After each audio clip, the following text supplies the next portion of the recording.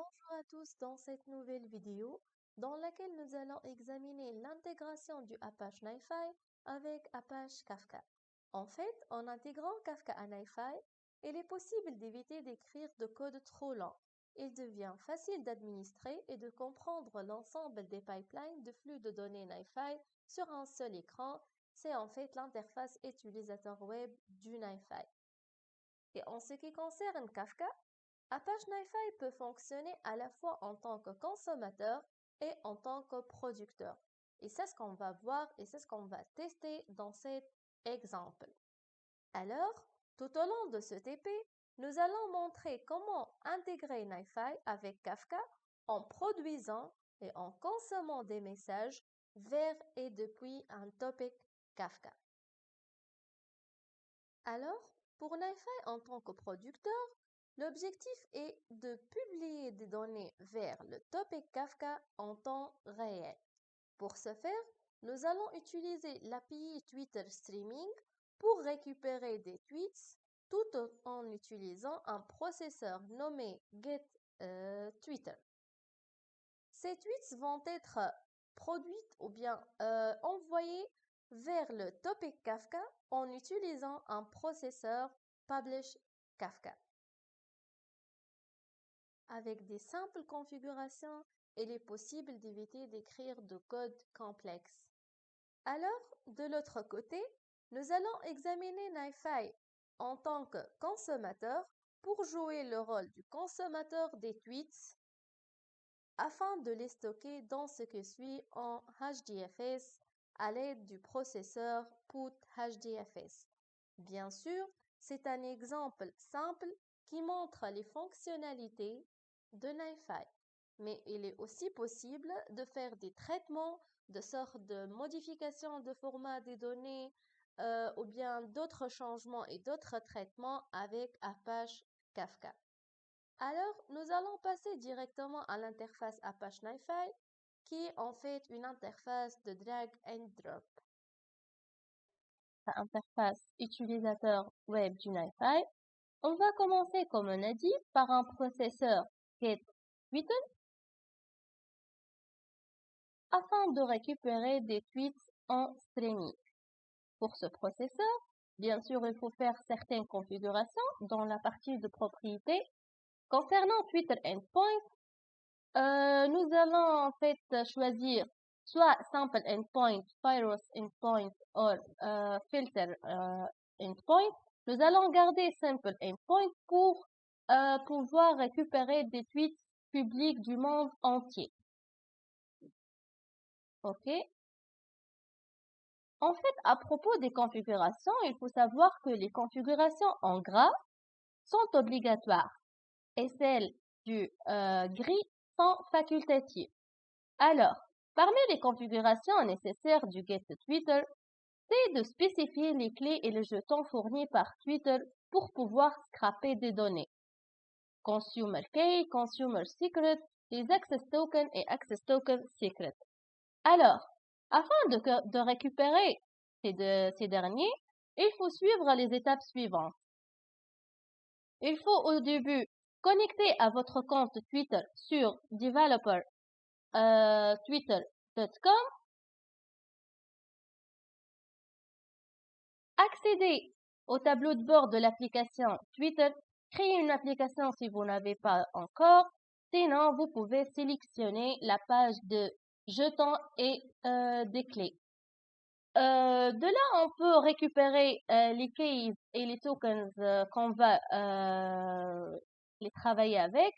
On va régénérer par exemple les consumer keys. On va copier et aller dans la partie de configuration pour pouvoir coller. De même pour Consumer Key Secret, on va copier et coller. Et comme il a affiché Sensitive Value Set, ces données doivent être sécurisées bien sûr. On va passer à Access Token and Secret, Regenerate et copier les Access Token, Secret Access Token. Je vais coller ça. Et le dernier jeton, c'est le Access Token Secret.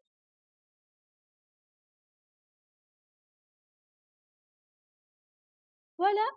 Nous pouvons également appliquer des filtres par location, par emplacement, par hashtag, ou bien par un terme, ou bien un thème, que nous pouvons par exemple scraper des données ou récupérer des données à propos d'un sujet tel que l'épidémie l'épidémie du Covid-19.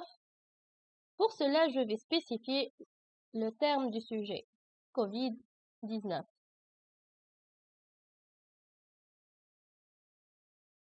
Voilà, alors le processeur GetTwitter est maintenant prêt pour la transmission des données, ce sont les tweets, et à partir de là, nous pouvons déplacer notre flux de données vers n'importe où.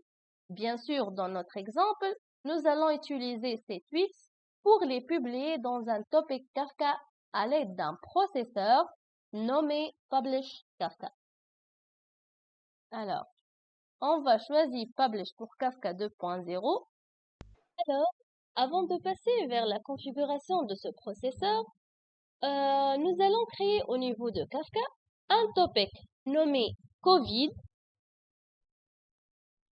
avec la commande suivante. Bien sûr, on travaille sous Docker. Voilà, alors le topic est créé. Alors, revenons à la configuration de ce processus. Il faut préciser en fait le Kafka Brokers. C'est la chaîne de connexion au topic COVID. Nous allons récupérer des données du broker Kafka à travers notre fichier Docker Compose. Pour cela, je vais afficher le Docker Compose. Alors, voilà. Le broker, c'est Kafka, le nom en fait du container et le numéro de port 29092 pour pouvoir connecter au courtier au topic Kafka. Alors, une fois que nous avons copié ces données, nous allons les spécifier dans Kafka Broker. Voilà. Reste maintenant à spécifier le topic name qu'on a déjà créé, c'est le sujet COVID. OK, and bien sûr, apply. Nous pouvons également ajouter un autre processeur, c'est update attribute pour tout ce qui est mis à jour des flow files. Alors, maintenant, pour ce groupe de processus, Publish Kafka représente le dernier processeur. Pour cela, dans la partie de configuration Settings, il faut s'assurer de vérifier les relations de terminaison puisqu'il est le dernier processeur dans cette partie. Alors, reste maintenant à connecter tous les processeurs avec les connections, bien sûr. Add. Alors, cette partie ou bien cette icône représente une notification concernant la configuration du processeur. S'il y a une erreur ou bien un problème, vous allez avoir une notification à propos d'erreur du problème. Et si tout va bien, aucune erreur, bien sûr, ne s'affichera. Alors, à cette étape, nous pouvons commencer à exécuter ces processeurs pour pouvoir publier les données récupérées en temps réel dans le topic COVID. Mais je vais avancer vers la partie ou bien vers un autre processeur NiFi qui mène à consommer des tweets ou bien ces tweets publiés depuis le topic COVID. Pour cela, je vais utiliser Consume Kafka.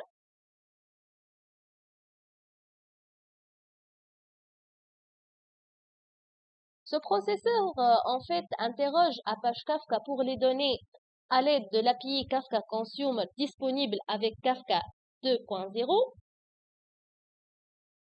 Et lorsqu'un message est reçu de Kafka, ce processeur émet un flow file où le contenu est la valeur ou bien le message du Kafka. Ce sont les tweets en fait. La configuration ou bien les paramètres minimaux pour faire fonctionner ce processeur sont spécifiés. Le broker du Kafka, c'est le même Kafka avec le numéro de port de 29092 et le nom du topic COVID. OK, and apply. Ce sont des simples configurations. Vous pouvez imaginer en fait le code à éviter d'écrire pour commencer des tweets en temps réel et consommer plutôt des tweets en temps réel. Et ça, c'est l'importance du Apache NiFi. Alors, à cette étape, les données sont prêtes à consommer. Là, il faut choisir qu'est-ce que vous voulez ou bien qu'est-ce qu'on va faire avec ces tweets. On va faire une analyse, on va faire un stockage, un dashboarding ou bien un autre. Pour cet simple exemple, nous allons tout simplement tester NiFi en tant que producer et consumer. Pour cela, nous allons juste faire un petit stockage de ces tweets en HDFS. Et pour cela, nous allons bien sûr utiliser un processeur put HDFS. Alors, de même, je veux toujours travailler avec le processeur update attribute.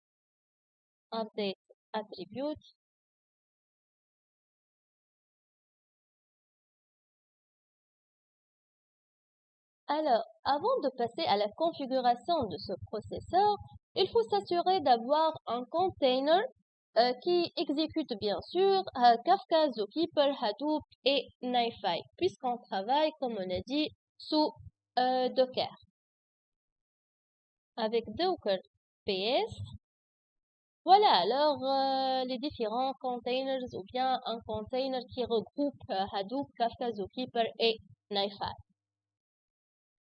Alors, concernant PutHDFS, en fait, ce dernier permet d'écrire les données flow file dans le système de fichiers Hadoop qui est le HDFS. Bref, afin de configurer ce processeur, il faut déterminer Hadoop Configuration Resource. C'est en fait un fichier ou une liste de fichiers séparés par des virgules qui contient la configuration du système de HDFS. Là, il faut spécifier en fait un fichier XML core site et HDFS et site XML. Vous pouvez trouver toute une documentation concernant les différents processeurs dans la page ou bien le site de Apache NiFi.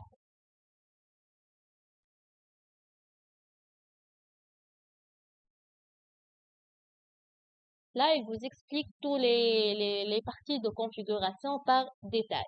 Nous allons se diriger vers notre NiFi, le bash du NiFi. On va exécuter Docker en tant que, bien sûr, super utilisateur.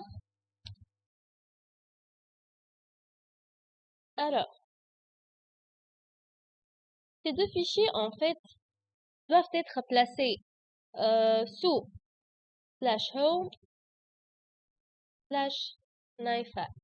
On va faire ls. Voilà les deux fichiers. En fait, j'ai préparé ces deux fichiers avant de passer à enregistrer cette vidéo. Le contenu de Core Site XML doivent être comme vous voyez. Ça, c'est en fait l'adresse IP du container Hadoop et son numéro de port pour pouvoir faire les liaisons entre NiFi et la partie du stockage en HDFS.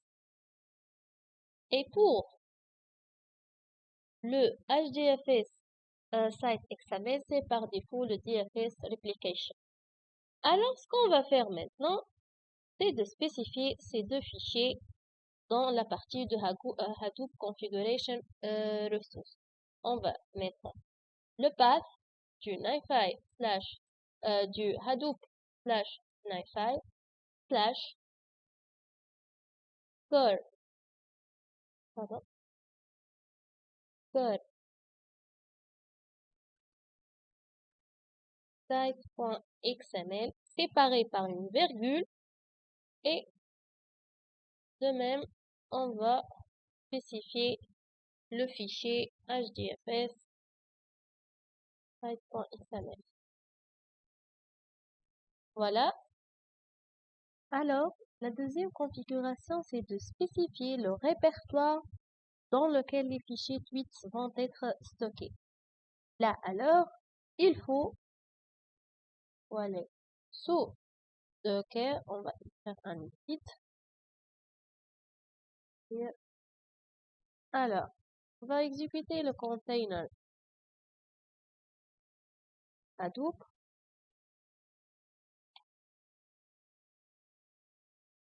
Alors, ce qu'on va faire maintenant, c'est de créer le répertoire où notre tweets vont être stockés.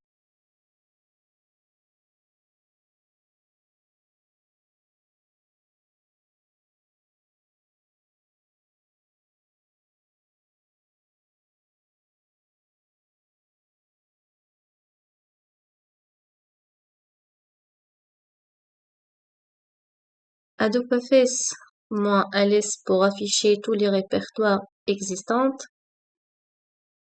Alors, on va maintenant créer notre répertoire nommé Twitter Data ou bien test ou bien ça dépend qu'est-ce que vous voulez nommer ce répertoire.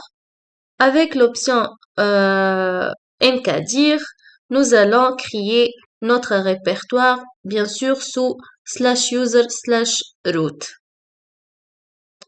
Maintenant,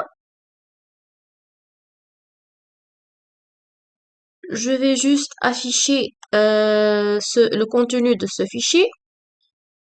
Bien sûr, il est un répertoire, pardon, ce n'est pas un fichier, c'est un répertoire vide sous /user/root. Comme vous voyez, il faut ajouter en fait à ce répertoire le droit d'accès d'écriture. Comme vous voyez, il possède seulement le X pour execute et le R pour read. Il faut ajouter avec la commande chmod plus W pour dire writing, c'est d'écrire au répertoire Twitter Data.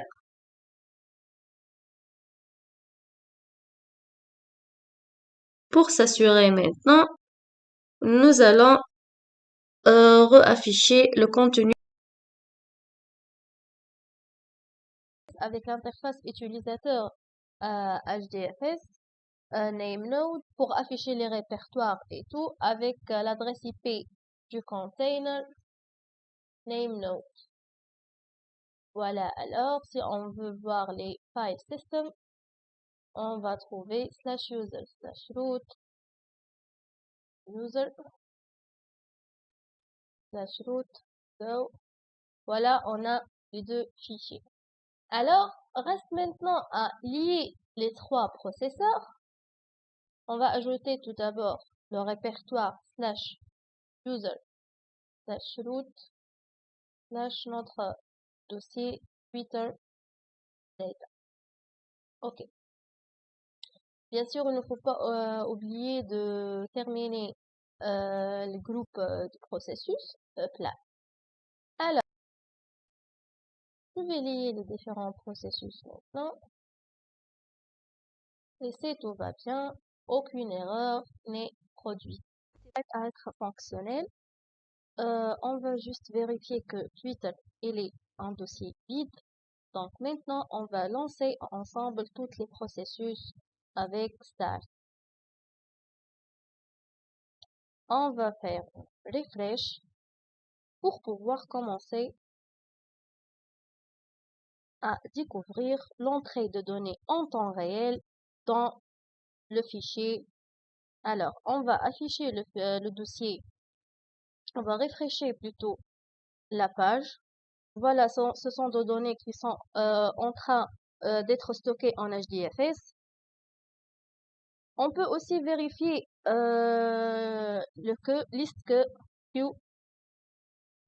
Voilà, alors, si on va afficher le contenu de flow file, voilà, on va faire view, on va formater l'affichage. Voilà, les données sont entrées depuis Twitter. Ce sont des tweets en temps réel. On peut aussi vérifier que si on revient au premier fichier entrée, il va vous spécifier qu'il n'existe pas encore dans le fil d'attente. Il est déjà stocké dans HDFS. Voilà, la quantité ou bien de données entrées, les tweets, augmente au fur du temps. Bien sûr, si on revient au dossier HDFS, on va actualiser le dossier.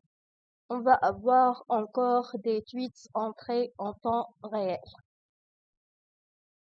On peut aussi vérifier en accédant au container du HDFS dans lequel le répertoire va stocker les données. On va exécuter Hadoop bash.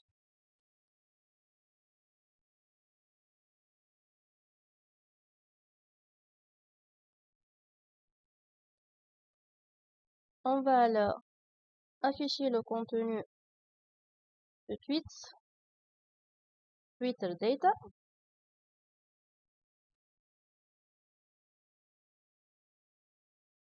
Alors, jusqu'à maintenant, il y a 106 fichiers entrés.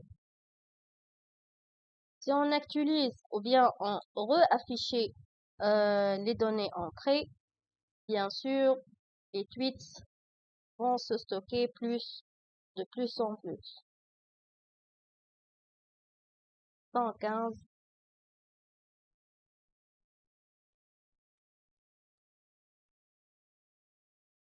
On va afficher encore une fois. 132 pour dire que le stockage va être en temps réel. Alors, on a utilisé, comme on a dit,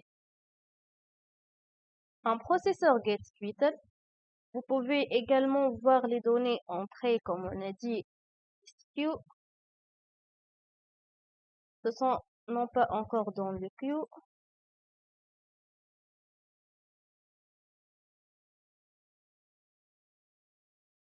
View. Formatted. Alors,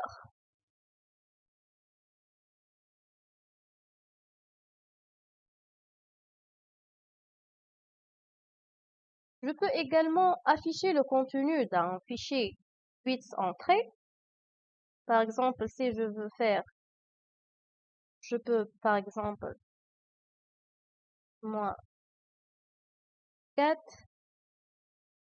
et je prends un fichier quelconque.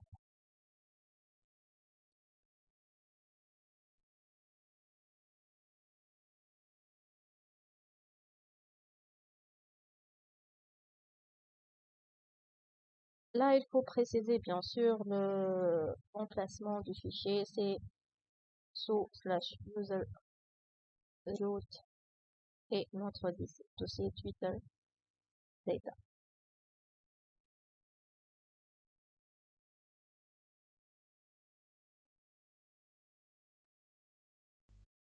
Et comme ça, nous avons affiché le contenu d'un tweet stocké en détail. En fait, le but derrière cet exemple est d'intégrer NiFi avec Kafka pour le tester en tant que producteur en temps réel et consommateur. Il existe bien sûr plein de scénarios à faire avec NiFi dans l'écosystème Big Data. C'est très intéressant, bien sûr, de le savoir. Alors, merci pour cette vidéo et à bientôt dans une autre vidéo.